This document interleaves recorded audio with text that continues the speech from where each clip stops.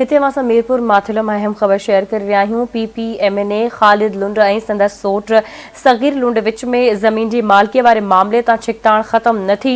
मुख़्तलिफ़ थाणनि जी पुलिस सगीर लुंड की ज़मीन ते चढ़ाई कई। पुलिस 5 हारी खंबे गुम करे छॾिया आहिनि।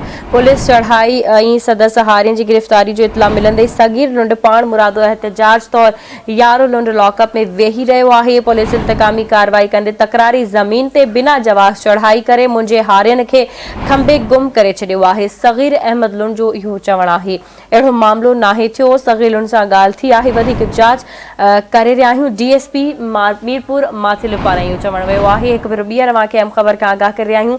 PPMNA ख़ालिद लुंड ऐं संदसि सोट सगीर लुंड विच में ज़मीन जी मालिकी वारे मामले तां छिकताण ख़त्म न थी आहे। तफ़सील मालूम कंदासीं। असां लाइन ते मौजूदु आहे मीरपुर माथिलो मां आवाज़ न्यूज़ रिपोर्टर लतीफ़ वसीर। जी लतीफ़, छा तफ़सील आहिनि, आगाह कजो। जी बिल्कुल, ही मीरपुर माथिलो जो PPMNA आहे ख़ालिद खान लुंड तौर सगीर खान लुंड जे ज़मीन वारो मामलो आहे उहा छिकताण ख़त्म न थी सघी।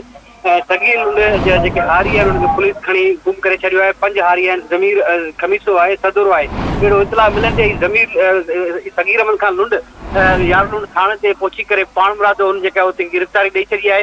हुन इहो इल्ज़ाम हयो आहे त ख़ालिद खान लुंड संदसि पुट नूरमोहन खान लुंड जे चवण ते जेका पुलिस इंतकामी कार्रवाई करे पई, बिना जवाब पुलिस चढ़ाई करे मुंहिंजा हारी जेके गुम कया विया आहिनि ऐं इहो मुतालबो कयो आहे जेसि ताईं मुंहिंजा हारी वापसि न ॾिना वेंदा तेसि ताईं जेका मुंहिंजो एहतजाज हूंदो मां पाण मुरादो जेल में यार लुंड पुलिस हवाले करे छॾियो आहे। पर हीउ जेको मामलो आहे गुज़िरियल 2 सालनि खां वठी ॿिन्ही सोटनि में ज़मीन जे मामले सां जेका छिकताण हलंदड़ आहे इहो बि इल्ज़ाम हुयो त यार लुंड पुलिस, जरवार पुलिस, जांच अधिकारी पुलिस मोबाइलूं साण करे हुते जेको ज़मीन जो फसल आहे उहो फैलाए वियो आहे। मुंहिंजा हुते हारी जेके उन खणी उन्हनि खे गुम कयो वियो आहे। ऐं इन वक़्तु जेका पुलिस पारां जेको DSP आहे मीरपुर माथिलो उन सां जॾहिं मुंहिंजो राब्तो थियो उन मामले जे हवाले सां मुंहिंजी सगीर खान लुंड सां ॻाल्हि ॿोल थी आहे। वधीक इन मामले खे ॾिसो वियो, पर हिन वक़्तु जेका सूरत हाल इहा आहे जेके 5 ॼणा आहिनि उनखे खणी पुलिस पारां गुम कयो वियो आहे। इहो बि इल्ज़ाम हयो आहे सगीर खान पुलिस पारां जेका आहे जेका विंगार तहत ठीकु आहे लतीफ़ वसीर, वॾी महिरबानी अव्हांजी अपडेट करण लाइ।